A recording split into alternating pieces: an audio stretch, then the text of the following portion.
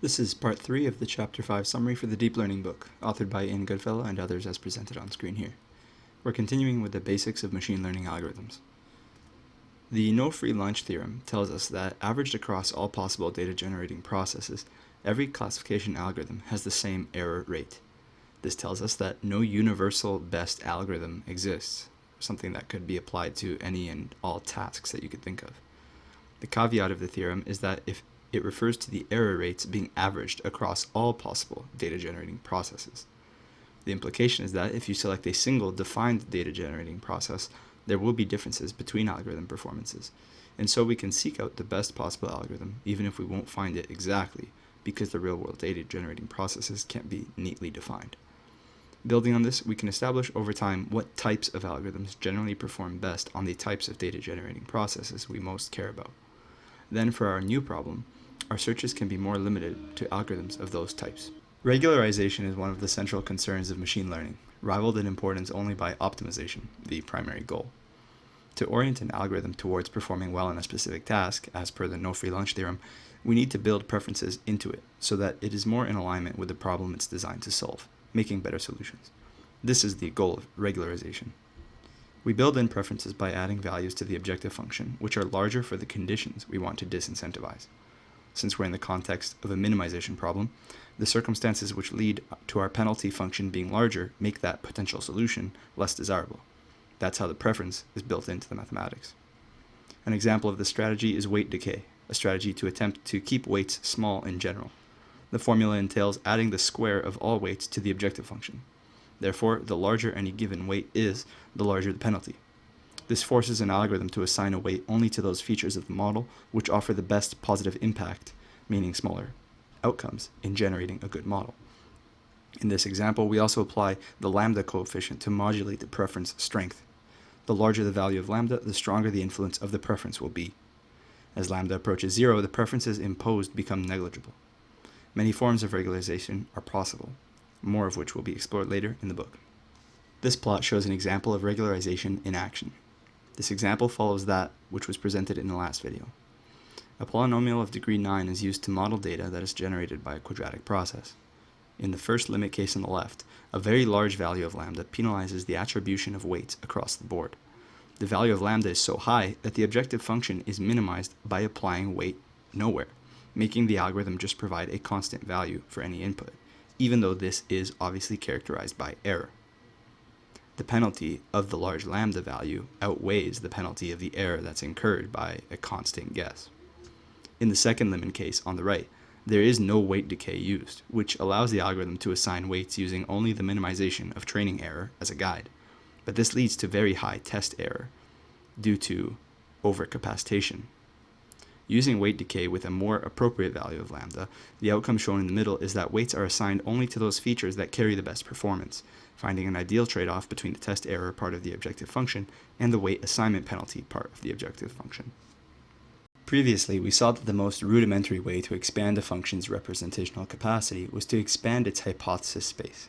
Selecting the hypothesis space is actually a form of regularization unto itself, as we impose a preference on the solution through the restriction of its modality. Instead of arbitrarily restricting the hypothesis space of an algorithm, we can use the regularization technique showed previously to adjust algorithm outcomes. Here, for example, we can imagine an algorithm with a hypothesis space consisting of the union of two spaces, the trigonometric function space and the linear function space. If, for outside reasons, we know that our data-generating process is characterized by some oscillating pattern, then we want to incorporate this outside information into our model as it trains itself. We can do that by adding different penalties to the weights assigned to the functions from the different areas of the hypothesis space, such that the linear functions are less preferred to the trigonometric functions, which have that cyclic oscillating nature. Taking this idea even further, you can conceptualize that any algorithm can be considered as having an infinite hypothesis space, but those functions that are outside consideration have infinite values for lambda, ensuring they're never chosen. Hyperparameters are so named because they're above and beyond regular parameters.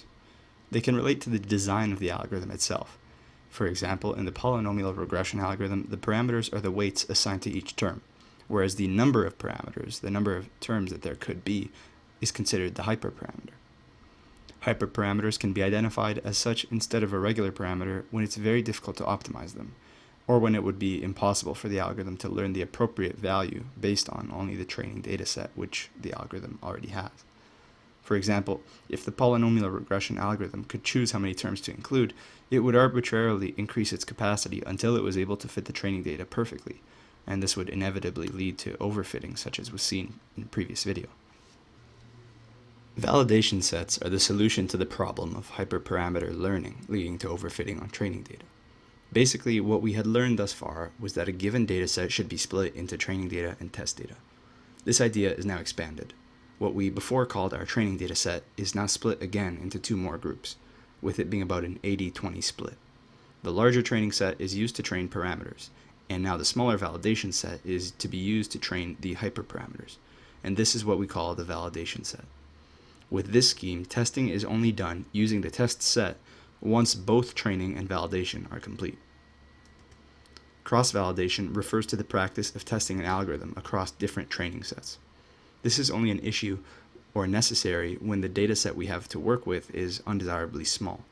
When that's the case, the results of training, validation, and testing might not be accurate representations of the results we might expect for that learned algorithm across the entire possible space of data.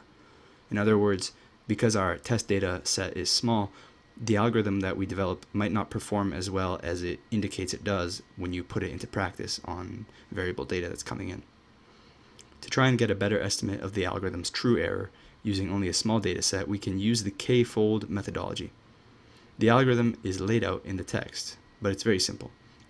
It's essentially just a process of, from the total data set we have, performing the whole learning and testing process k times, using a different unique subset of the data for testing and training each time. From those k iterations of learning from different parts of that total data set, we take the average error to estimate what the generalization error of our algorithm is.